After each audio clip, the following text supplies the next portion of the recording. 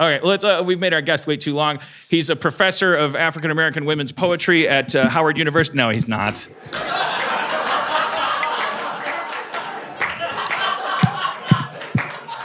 He's just a gangly white kid with a show on Adult Swim. Please welcome Brian Wysol.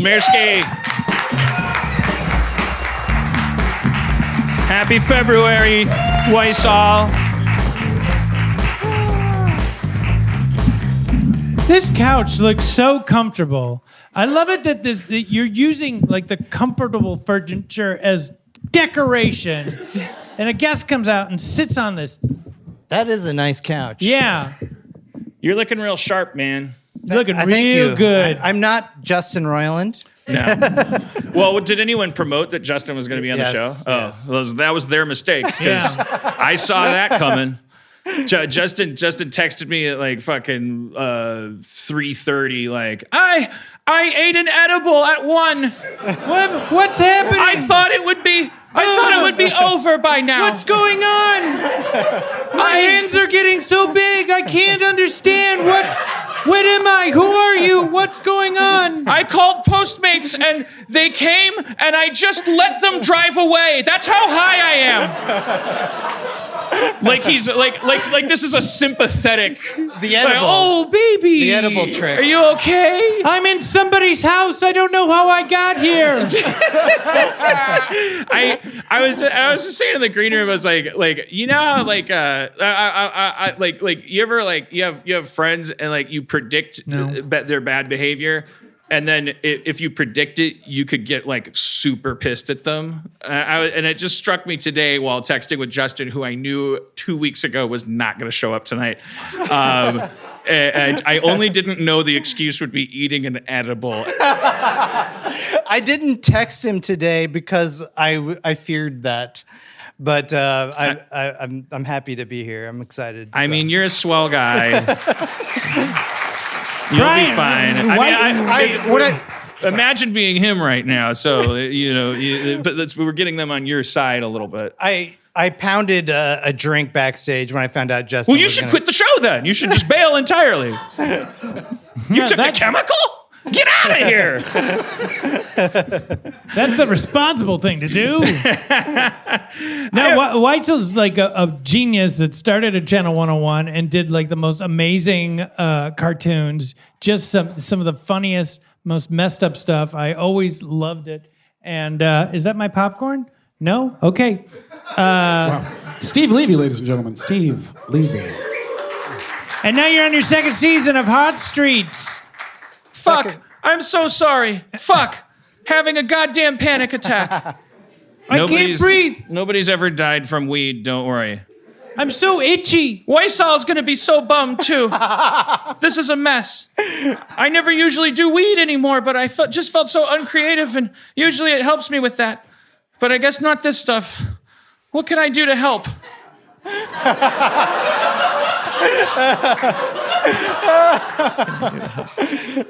You don't have to do anything. That's why you texted, to get permission to bail. You got it. You don't have to feel bad about it, but I'm not going to figure out how to make you feel great. I understand. I feel like Mike Tyson is punching my heart. I'm sorry for letting you down, Harmon. I'm sorry. I can't believe I have to talk to Wysol by himself. So we were at Channel 101. That's where you started this. Please tell us more about it. Yeah, well, I feel actually nostalgic sitting here with Dan and Rob because I think a lot of people's stories that got involved with Channel 101, I think a lot of people were in some sort of a personal despair. So I was very at a place, a breaking point in my life where I wasn't getting where I wanted to be. Can we just have 2 details? 2 details. Wiped your ass with a T-shirt. One detail is, first, I lived in Irvine. That's not a good detail. I mean, if you live in Irvine, that's not a good detail. Shout out to Irvine. Shout out to Irvine Company. Is that inland? Jesus, it's Orange County. It's like Juggaloos. Yeah. Why would you add, like, that's going to really make the story better. Is it inland? Yes. Oh my God. Wow.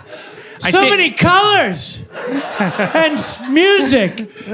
It's inland. Oh my God. If I take a flyer on the idea that I don't belong up here, can we stop investigating that? I know I'm a bad interviewer. It said inland. Is it inland? Did anybody think that? Is that inland? Nobody. Nobody was questioning. Is it outland I guess what or I meant inland? was- You got to give me some more, buddy. I don't know what planet I'm on. What year is it? I mean, Jesus Christ. I mean, come on. Is it Tuesday? Huh? Can I get fries with that? Come on. Is it inland or what?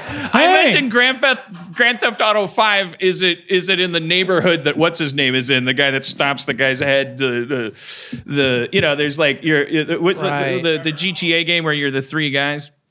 You know, one of them. What's the second detail? Is that like the bald guy, the creepy guy? Yeah. Hey, come on. Hey, what the fuck? Hey, I'm getting there. I'm getting there. So, what's detail number 2? oh, geez. Well, And watch me make this podcast great by not interrupting. well, this detail for me was bad, but it's not necessarily like I feel bad because like I was working in property management. For me, it's not the job for me. So like I'm not putting down the job. It's just like I hated my job and I hated my life. I was living in Irvine and I did not feel like I was surrounded by similar types of people, creative people. And I wanted to be a writer. That wasn't working out. I wanted to get into MFA programs. That wasn't working out. So I one day I got really high and I was watching Adult Swim, and I've always been a fan of Adult Swim, and I saw that only 2 people had animated Aqua Teen Hunger Force. So then I researched animation software and I just taught myself how to animate. And when I found Channel 101, it was like I became a fan of a lot of the creators, like Twiggers and the old baby Laser- fucker over here. oh Daryl. Easy, come on. We just got out of that drama. Can we just? There's no out of it. So you taught yourself how to animate. Yes, I taught myself how to animate by kind of tracing old cartoons. What was your first software?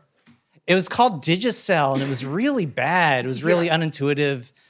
And I was watching Channel 101. I was a fan of the content, and I wanted to be a writer, but I was a fiction writer. And the thing that sucks about being a writer is nobody wants to read what you're writing.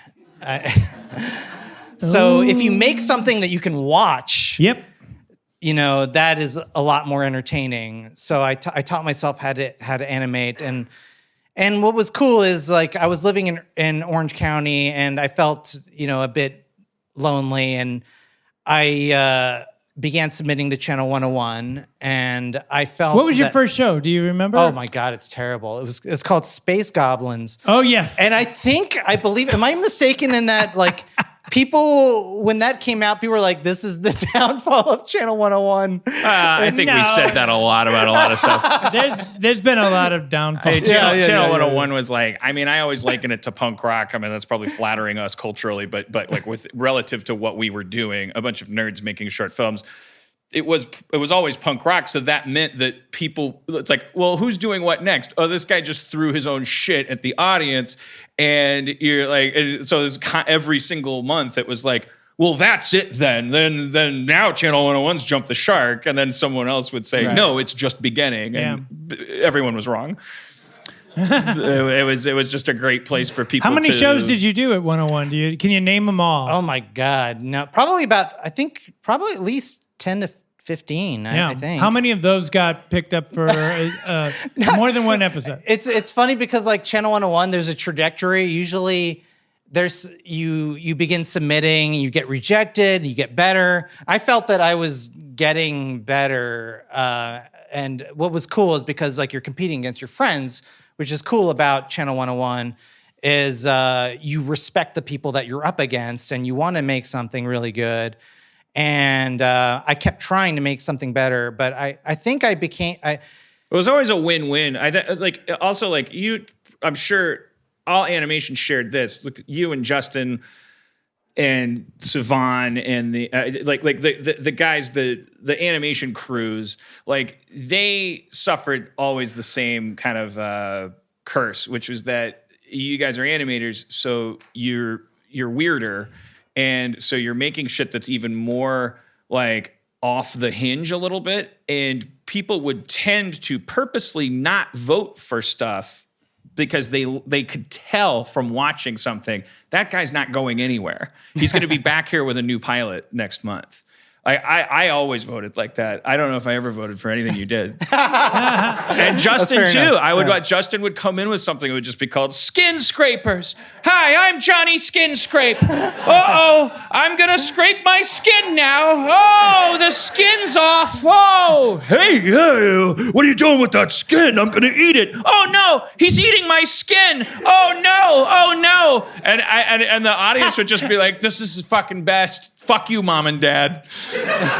Fuck you, gym teacher. Fuck you, Jimmy Carter, whoever was president. Jimmy Carter. It was like shout out to Sprinkles. But it was really like it was like fuck you CAA, fuck you UTA, fuck you casting directors, fuck you system. I came out here with a steamer trunk from the Midwest or Irvine, and I'm ready to work. And you would have me just sit out here and put a gun in my mouth, and like you deserve what you're seeing on screen right now.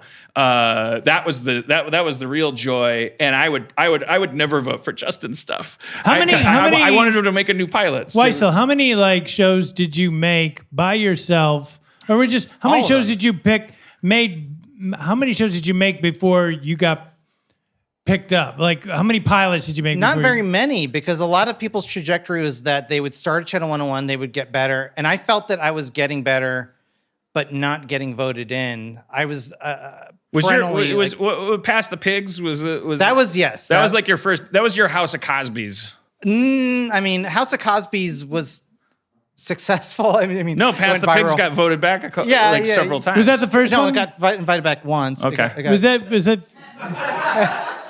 Hot cross buns was. Well, that didn't get voted back, but I thought that was a really good one. I really like that one. I made this video called Hot Cross Buns, and I thought that it was really good, but nobody voted for it. So, well, let's talk about that. Talk about the relationship between this kind of like willful stupidity. Like it's like what I like about you and Justin is like somehow it's like I get caught in like spirals of overthought. It's the death of all fun things and stuff. And then there's so my heroes like Schraub, Royland, you're carrying that torch. Like, it's like, I'm fascinated by you guys, and therefore never want to ask you questions because I feel like I'll just soil you with overthought about like, well, wait, is that bad on purpose? Or what is don't ask that question. What is the difference for you of like what do you make decisions and go like I'm going to make this a little shittier? Well, I think that's funny because that's never quite my purpose is to make something shitty. He's trying to do as good of a don't job high road me in front of these people. No, your style is obviously like very organic. So when you made this macaroni and cheese, you thought I'll just add these fucking raisins. Is that what? You were like, I'm gonna paint this wall and then I'll just smear some shit on it. Is that how you do it? What I think it's funny because the Hot Streets season 1 came out and people were saying that the animation's bad on purpose, but we were really working hard on a small budget, so it's funny. But they're not talking about the quality of the animation. Right, they're talking about the blocking, the choreography. You surely must. I don't know. Maybe you're not. Maybe you're David Lynch. Like you don't know that you're weird. Is that what we're learning? You don't know you're weird. I don't know that I'm weird. All right. Well, see, I'm glad I asked. I'm a good interviewer. I'm glad I interrupted. Okay. But it's like I remember like Space Goblins. It was like, we were rolling on the floor. There was like a process where we watched the submissions, and it would be like everybody who won from last month would be in charge of like who their competitors were basically. And so we'd screen all these analog tapes that would be dropped in our mailbox. And I remember Space Goblins. I remember the introduction to your style, which was like characters that are going like they're walking into frame, and you use the Tinkle Toes sound effect from Hanna-Barbera. And then someone goes, my name is John Spaceman. I'm going to go do this now. And then like I kind of like, I would call it like the Doug Lucen Hope Camp, like the editor from Tim and Eric, who's like that just pre-millennial, like fucking like late Beastie Boys lateral absurdity. See, I overanalyze shit, and you're like, oh, I'm just trying to my hardest to do something from the heart, and then everyone's like, Harmon's fucking evil. He called that guy weird. But you're making, it's funny that the guy's like that's not. That the guy's like. What was the name of the show? Give Me Back My Baby. What was the? Bearded Traveler. Bearded Traveler, but that was he was like, it was like the title sequence was like, and then he would say, "Give me back my baby." Yeah, that was his catchphrase, and it was like a show about a guy who just wanted his baby back. Bearded Traveler is my favorite. But give me back my baby. What was nice is like when I made that show, and actually Justin emailed me on the Channel 101 forums. I had never met him before to animate Doc and Marty. But I was working on that show, on that Channel 101 show. Ooh. That's a Bet you're kicking yourself. Bet you're kicking yourself. Because the guys that animate and look at the Bearded Traveler now. Bearded Traveler is amazing. Yeah. I like the Bearded Traveler. And you were very nice to me because I what's met that the like? I met the after I think I met Dan before I met Rob. But after the Bearded Traveler screened, you came up to me and you said that you thought that like I had a unique style and it meant a lot to me. So you've got a unique style.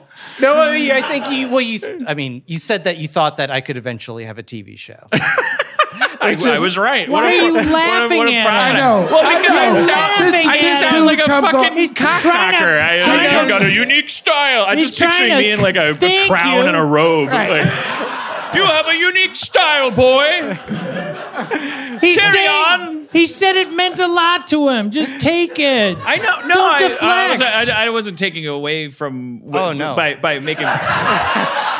He doesn't even know. He doesn't even know. What you think he's gonna say now? Of course he's gonna be like, I'm fine, Mr. Harmon.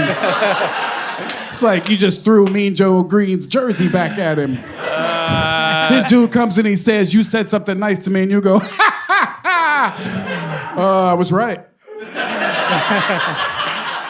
Did I mention my dick?